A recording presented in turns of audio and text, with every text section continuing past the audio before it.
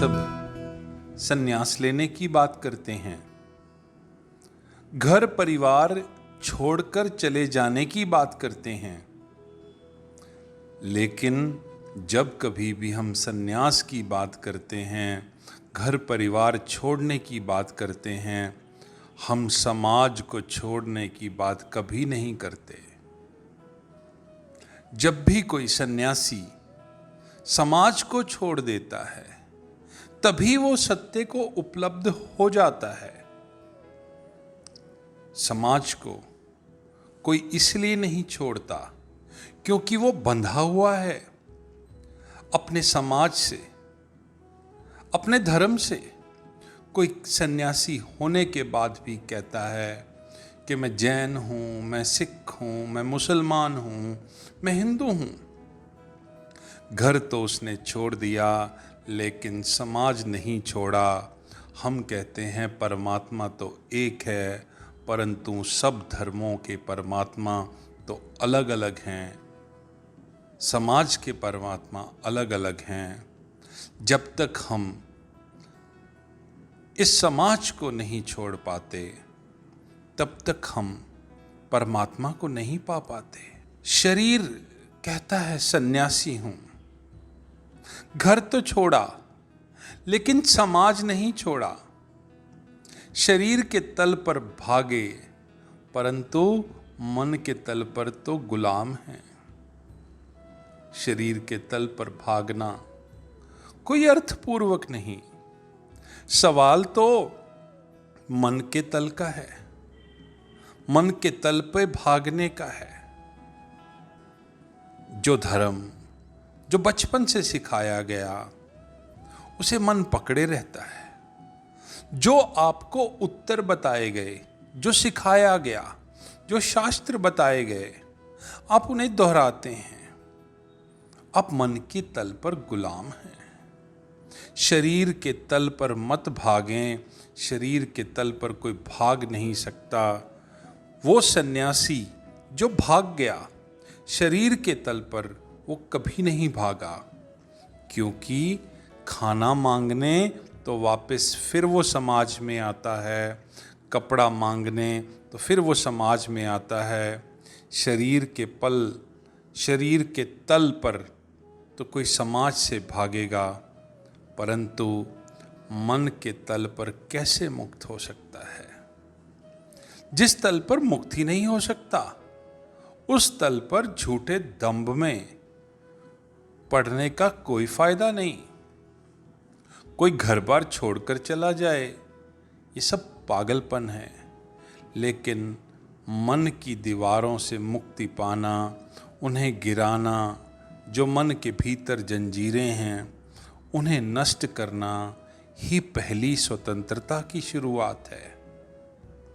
सबसे पहला कदम इस पे ये है कि आपको जो भी दिखाई देता है, जो भी दिखाया गया है, जो भी पढ़ाया गया है, उस पर संदेह करें। हर धर्मगुरु, महापुरुष पर संदेह करें। इसलिए नहीं कि वह जो कह रहे हैं वो गलत है। हर धर्म ग्रंथ पर भी संदेह करें। इसलिए नहीं कि जो लिखा गया है वो गलत है, पर आपका विश्वास करना गलत है। और अगर आप विश्वास कर लेंगे तो जो हमारे महापुरुष, हमारे धर्म ग्रंथ कहना चाहते हैं, उसे कभी न जान पाएंगे। और अगर आप संदेह करेंगे तो उसकी सत्यता तक पहुंचने की कोशिश करेंगे और उसे पालेंगे। विश्वास तो अविचार का समर्थक है। संदेह अविचार की स्थिति को तोड़ता है। विचार तो एक तप है। ये उपवास तप नहीं, भूखे प्यासे रह जाना कोई बड़ी तपस्या नहीं, लेकिन संदेह करना सबसे बड़ा तप है। संदेह करने का अर्थ है कि सुरक्षा में खड़े हो जाने को राजी हो जाना। संदेह करने का अर्थ है असुरक्षा में खड़े होने को राजी होना। अज्ञान में खड़े होने को राजी होना, खुद के पैरों पर खड़े होने को राजी होना, सारे सहारे छोड़ देना और याद रखना, जब तक कोई सहारों को लेकर चलता है तब तक उसके पैर कभी चलने में समर्थ नहीं होते। जब तक कोई मन के तल पर विश्वास करता है तब तक उसका खुद का मन सत्य की शक्ति को खोजने में नहीं जा पाता है। हम शक्ति जुटाते तभी हैं जब हम असुरक्षा में पड़ जाते हैं। शक्ति इकट्ठी तभी होती है, जागती तभी है जब हम असुरक्षा में पड़ जाते हैं। मैं आपसे कहूं कि दौड़ें आप, भागें आप, बहुत धीरे भागेंगे, जोर लगाकर दौड़ेंगे पर भी न दौड़ पाएंगे। अगर मैं आपसे कहूं कि कोई आपको गोली मारने आ रहा है, पिस्तौल लेकर, बंदूक लेकर, फिर जिस गति से आप दौड़ेंगे उसकी आप कल्पना भी नहीं कर सकते। एक बहुत बड़ा राजा था, उसका एक नौकर था। उस राजा की रानी और नौकर में प्रेम हो गया।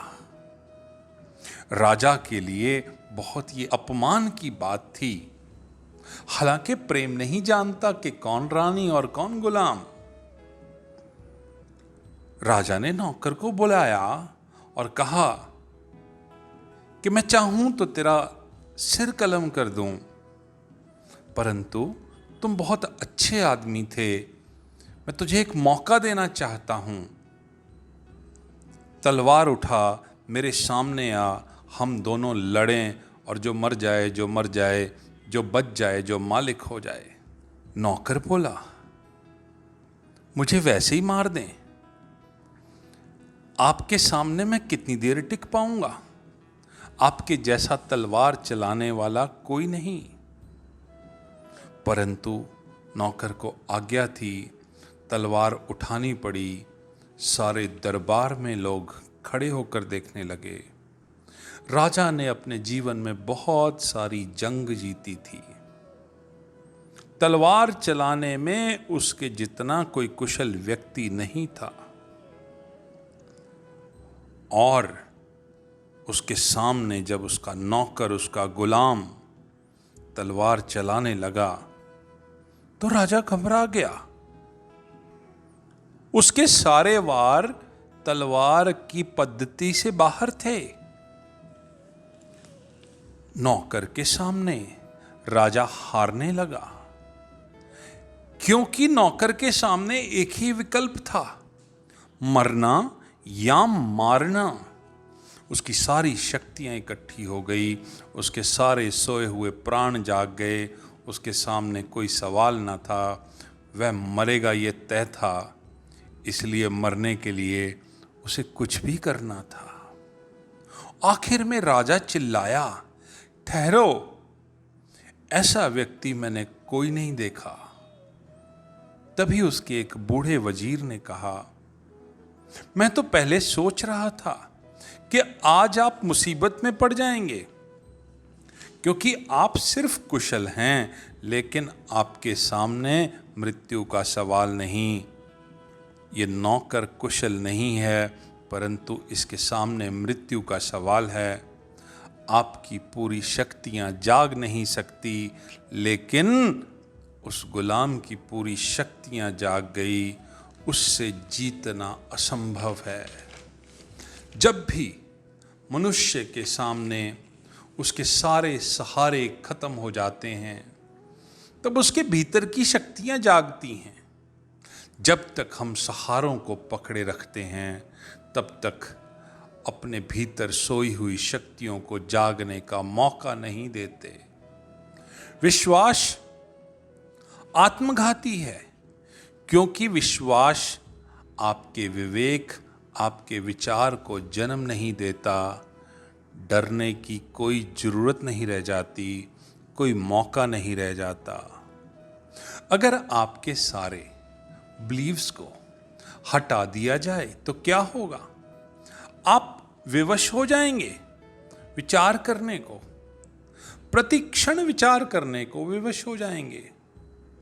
एक छोटी छोटी चीज भी आपके भीतर विचार करने का मौका बन जाएगी। आपको सोचना ही पड़ेगा, क्योंकि बिना सोचे जीना असंभव हो जाएगा। विश्वास को हटा दें। आपके भीतर सोई हुई विचार की शक्ति में अद्भुत जागरण शुरू होगा, जो सब विश्वासों को हटा देता है वही विवेक को उपलब्ध होता है। अब तक जो भी मनुष्य विवेक को उपलब्ध हुए हैं, उन्होंने सब तरह के विश्वास को हटाकर ही विवेक को उपलब्ध किया है। हम नहीं हो सकते उपलब्ध, क्योंकि हम विश्वास को पकड़े हैं।